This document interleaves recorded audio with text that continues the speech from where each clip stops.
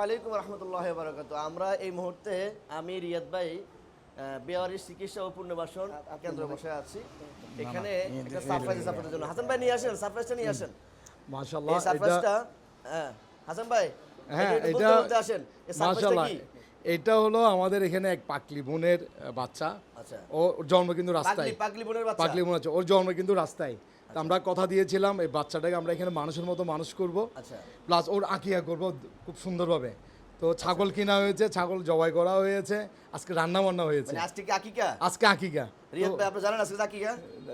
জানেন না, এসে শুনছে, জিয়াদ ভাই শুনছেন, আপনি এসে শুনছেন। তো অসংখ্য ধন্যবাদ আপনাদেরকে অ্যাটেন্ড করার জন্য। শওকত ভাই থাকলে আরও ভালো লাগতো। তো ভাইয়া খুব আর্জেন্ট কাজ পড়াতে আসতে পারে নাই। তো তৈব আছে, রতনদাও নতুন অফিস শিফট করাতে রতনদা ওখানে বিজি।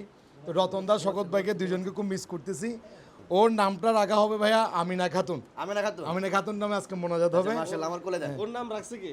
ওর নাম আছে আমাদের শওকত ভাইয়ের খুব একদম ঘনিষ্ঠ, প্লাস অনেকে নাম দিয়েছে। শওকত ভাই সব বসে ওখান থেকে এই নামটা পছন্দ করছে ভাইয়া। আলহামদুলিল্লাহ, অনেক ভালো।